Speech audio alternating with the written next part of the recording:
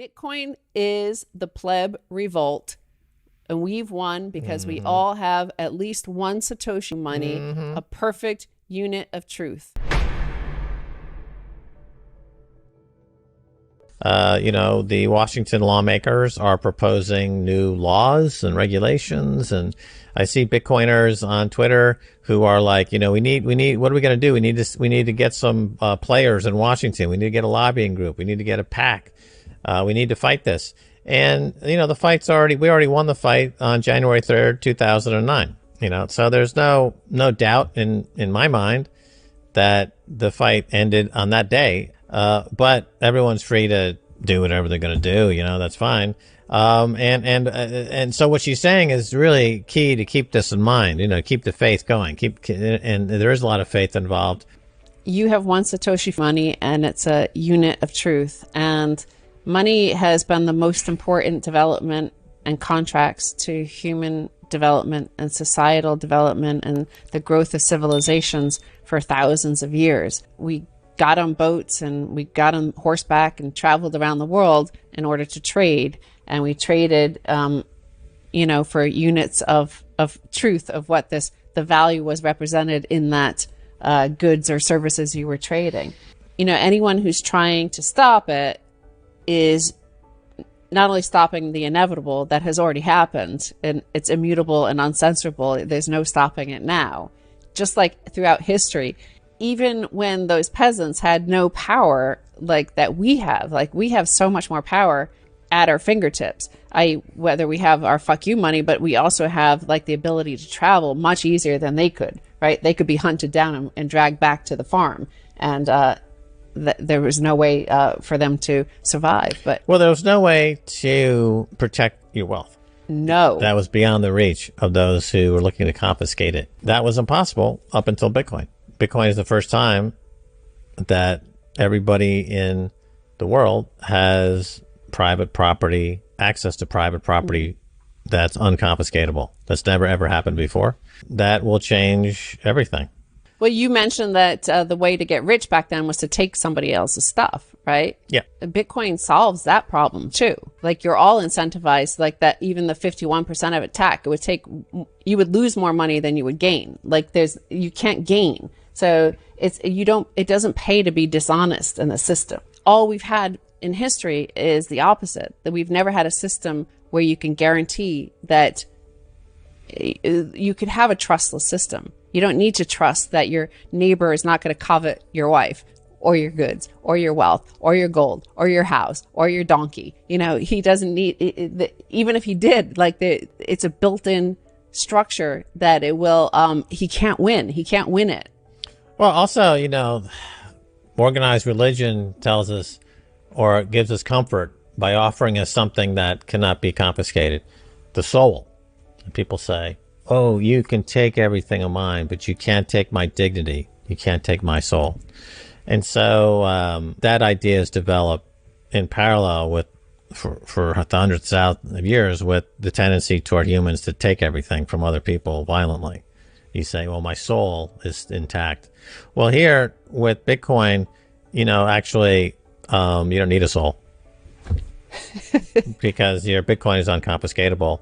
And, or I should say, you don't need organized religion, to be more precise, because organized religion is also another centralized organizing principle that has a lot of pros, but a lot of cons, as Martin Luther proved, as you pointed out earlier, with the Reformation, right? It was like, organized religion sucks. Here's why. Here's my list. And so that's still true, right? So why do we cling to it? Because we're clinging to the soul, which we perceive as not being unconfiscatable. Well, okay, how about just give me all my Bitcoin, and we'll have, and I don't give a shit about my soul necessarily in terms of its relation to organized religion. I know, well, I've got my own personal being that I'm taking care of, and I don't need an organized third party to intermediate between me and God, right? Because that's what organized religion tries to do. They try to become the central banker for God. It's like, you get to heaven as long as you do what we say here in this organized religion. Okay. That's obviously nonsense. So when the center would collapse, then it did give rise to those lords and that feudal system, and why the serfs, in the original days of this, why they agreed to this situation was because of the danger and the chaos of no power, like the vacuum of power. With Bitcoin, look at this, look how that structure works. Okay, they said there's a concentration, a centralization of Bitcoin mining power in China. Then China decides the central power, the central authority starts to ban it. You can't mine Bitcoin here. They disperse all over the place. And an amazing thing, right? And incentivizes more miners to come online, because now the difficulty adjustment dropped, making it way more powerful, way more profitable to mine. So I saw these interesting stories about this company in Thailand. Thai Telecom, JTS, is to install 50,000 mining machines before the next Bitcoin halving. Quote, the company plans to have 5% of the total global mining capacity. This would bring about 5 exahashes of power onto the network and would make JTS the largest Bitcoin mining operation in Southeast Asia. So now if you're a serf in feudal Europe, you're working the land, you pay the taxes to the knight who gives it to the lord, and you hope they protect you. You have to contribute like that for them to protect you. With Bitcoin, JTS, a telecoms company in Thailand, is working for you. They're going to come secure your wealth, secure your value. Exactly right. It's flipped on its head. It's broken that neo-feudalism. It's broken that feudal model that we've had really in one form or another for over 1,000 years. I think that's a good point. I think that's a good point. Look at that. Who's working for who? Who's working for who? If you have a few Bitcoin, a few Satoshis, and this Thai telecom company has come out and said, we're going to help you get rich. Well, not even that. We're gonna provide those services. The Lord had to provide security services for the people, his peasants and his vassals, right? Mm-hmm, mm-hmm. He had to provide that he had to pay for it. That was his obligation under the feudal contract. They're adding hash to the network, which protects it. Here, they're providing security to you without any. You don't need to till his land. You don't need to do any serf labor for them. They're adding 5 exahash of night power to the network to protect your wealth.